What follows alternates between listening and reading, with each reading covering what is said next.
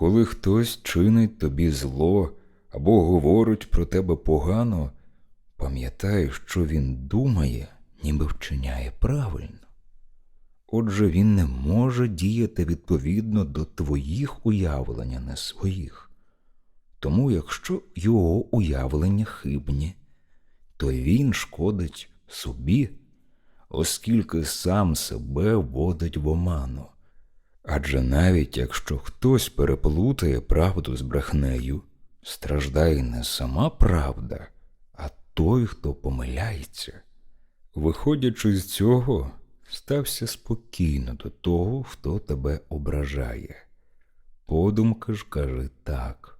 Йому здалося.